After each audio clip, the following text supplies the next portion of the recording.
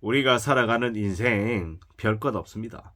그냥 하루하루 잘 지내고 오늘에 감사하면 괜찮다라는 이야기를 좀 하고 싶습니다.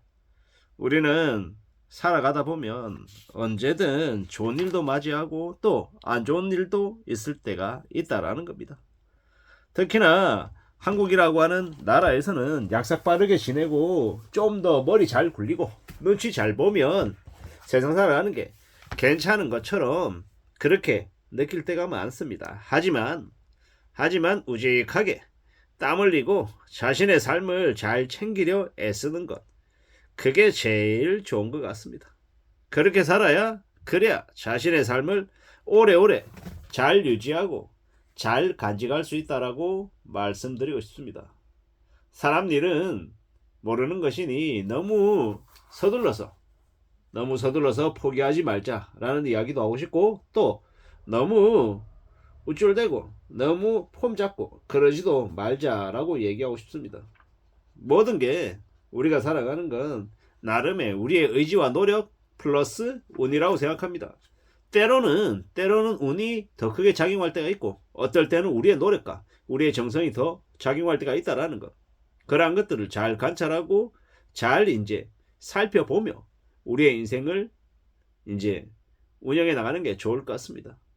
앞으로는 IMF급 위기가 이미 시작이 됐기 때문에 서서히 그 충격이 우리에게 다가오고 있기 때문에 우리의 삶이 좀 힘겨울 수 있다는 걸 인정하고 지내야죠. 앞으로는 이웃나라 일본처럼 살아야 된다. 일본의 국민처럼 과거 지난 30년 동안 악착같이 절약하며 살았던 일본 국민들처럼 우리가 지내야 된다라는 이야기들을 많이들 합니다. 저도 그 말에 전적으로 동의를 하고요. 일본 국민들 어떻습니까? 보통의 사람들 출퇴근할 때 자전거 타고 다니는 사람 되게 많고, 도시락은 집에서 싸와서 이제 해결하고, 이 음료수요, 일본에 있는 무수히 많은 일본 아줌마들은 놀이터에서 자판기 음료수, 자판기 커피 뽑아서 그걸로 이제 마시면서 이제 옆에 있는 아줌마랑 같이 이야기 나누는 게 다반사라고 하죠. 한국은 당연히 커피숍에 가서 커피숍에 앉아서 이야기 나누는 게 기본 값이고, 일본은 놀이터에 그네 같은 곳 아니면 벤치 같은 데 앉아서 캔 음료수 먹는 게 기본 값이다라는 겁니다. 단순하게 얘기하면 일본에서는 캔 커피 이제 두 사람 두 개면 얼마입니까? 한국 돈으로 1,800원, 개당 900원, 비싸야 1,000원에서 2,000원. 한국은요, 통상적으로 커피값 한 3,500원, 3,000원. 둘이 합치면 얼마입니까? 6,000원에서 7,000원입니다. 그냥 단순하게 아줌마 두 명이 마시는 커피값이 한국은 일본보다 3배라는 거예요. 3배. 가격만 따져봤을 때. 물론 모두 다 그런 건 아니지만 그냥 하나의 예시로 말씀을 드려보는 겁니다. 일본은 실내 집 안에 있어서도 되게 추워가지고 옷을 담요도 덮고 있어야 되고 패딩 같은 두꺼운 옷도 입어야 된답니다. 기본적으로 일본이라고 하는 나라가 이제 한국에 비해서 이 건물들의 이 외관 벽이 되게 얇아서 이 단열이 잘 안 돼서 그렇기도 하지만, 기본적으로 일본 사람들은 전기값이 한국에 비해서 되게 비싸서 전기를 되게 절약해야 된다라고 하는 마인드가 되게 강하죠. 구질구질하게 그런 것까지 아끼냐 이러지만 현실 세계에서 일본 국민들이 절약하는 것들은 기본 값입니다. 당연히 그렇게 하며 사는 거죠. 왜 그러겠습니까? 그러지 않으면 일상생활을 유지해 나가지 못하기 때문입니다. 그냥 이 지갑 사정을 생각하지 않고 외식하거나 음식 막 사서 먹으면 그냥 한 달이 지나기도 전에 통장에 잔고가 바닥나기 때문에 그렇게 살아갈 수밖에 없는 겁니다. 한국은 그 정도까지는 아니다라고 사람들이 다들 이야기하죠. 근데 이제 앞으로는 그럴 수밖에 없다. 그런 일들이 되게 많이 생길 거다 라고 인정하고 지내야 될 것 같습니다.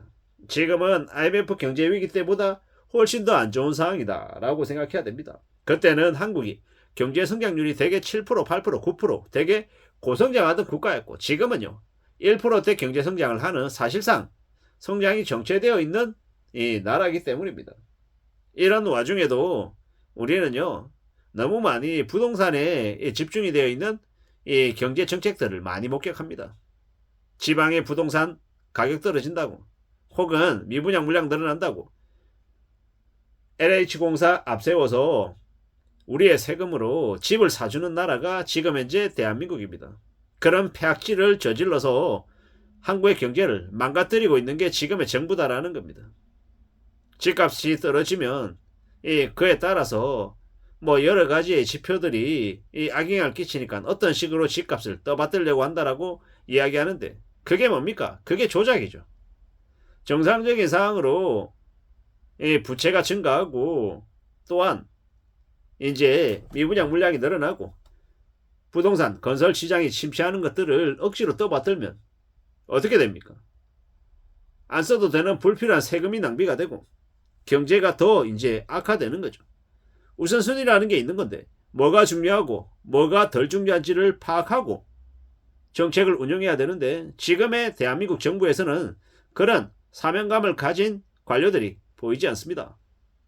금융원장, 금융감독원장, 경제부총리, 한국은행 총재, 하나같이 다 쓰레기 같은 인간들밖에 없죠. 지금 현재 이 최상목이라고 하는 인간은 어떤 인간입니까?